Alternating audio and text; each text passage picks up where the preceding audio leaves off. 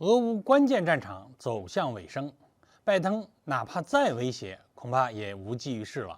泽连斯基现在跑还来得及吗？各位大家好，欢迎收看本期中声 Talk。近几个月来美国持续升级对乌克兰的军事援助，但依旧挡不住俄乌在巴赫穆特的攻防战。很遗憾，伴随着俄军彻底杀入巴赫穆特市中心，坚守长达半年的乌克兰部队全线溃败了。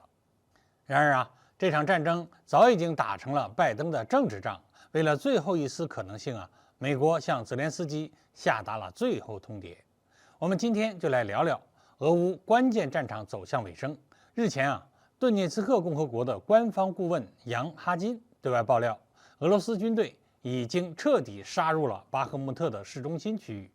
这也象征着长达半年的绞肉机战场终于迎来了尾声。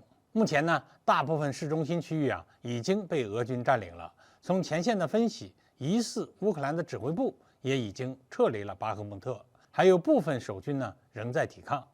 坦率地说自从美国一反常态，要求乌克兰尽快提供成绩，以证明北约倾力援助的效果之日起乌军就将这场战争打成了为拜登服务的政治仗。过往1000年的历史已经证明，不论哪个国家，一旦战争被打入政治仗，那战局可就凶险了。就地图上来看在乌军主力在巴赫穆特全线溃败之后在顿涅茨克这块地区就只剩下了拉马托尔斯克和斯拉维扬斯克这两个乌军最后的堡垒。可以预见，未来这两块地方将会是俄乌最为激烈的决战之地。我们有一说一理论上来说乌克兰军队其实不至于如此。要打消耗战，拖长俄罗斯的补给线，乌克兰应该有很多方式。放弃一个几乎没有希望守得住的顿涅茨克，其实并不算什么大事。但是不要忘了，对乌克兰、对拜登来说，这已经是一场政治仗了。泽连斯基输不起，拜登更输不起。俄亥俄州的事故，持续不断的输送金钱和武器，国内党争斗争的政治压力，压得拜登已经是喘不过气来了。拜登真的是迫切需要成绩来证明自己的战略是正确的，也需要向盟友们证明美国还是那个曾经的美国。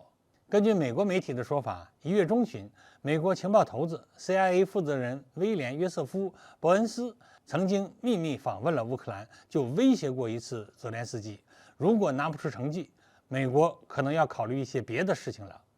而这一次，乌克兰在巴赫穆特的全线溃败，更是成了压垮拜登的一根稻草。据称此次溃败后美国已经向泽连斯基下达了最后通牒，要求乌克兰后续部队要发动全线进攻，向扎波罗热、赫尔松地区发动攻势，就算用人命来堆，也要堆出成绩来。其实要我说乌克兰在巴赫穆特打了这么久，都没能取得成绩，贸然再动用后备部队双线作战，真的就能起到效果吗？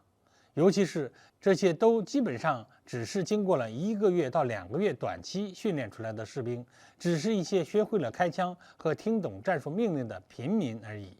靠这些人守阵地都悬，更不用说去进攻俄罗斯的阵地了。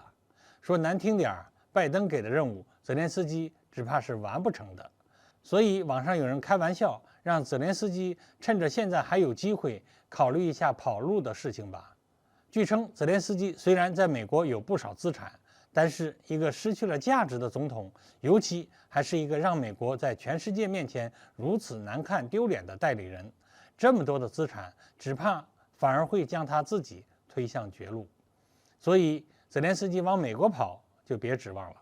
而俄罗斯呢，这个其实不太好说。俄罗斯虽然明面上在说和谈的事情，但本质上俄罗斯认为是和美国在博弈。泽连斯基哪怕想率队投降，换一个保命的机会，可能机会也不大。哪怕是普京同意了，泽连斯基在俄罗斯也不会那么好过。日后出门很容易就会被那些因战争失去了亲人的家属找个机会弄死在臭水沟里。当然了，现在说跑路这些话，更多的是开玩笑的成分。但不管怎样，一切都是泽连斯基自己选的路。未来是好是坏，他都得硬着头皮自己走下去。只是期望乌克兰人民，也包括俄罗斯的士兵，少一些生灵涂炭才好。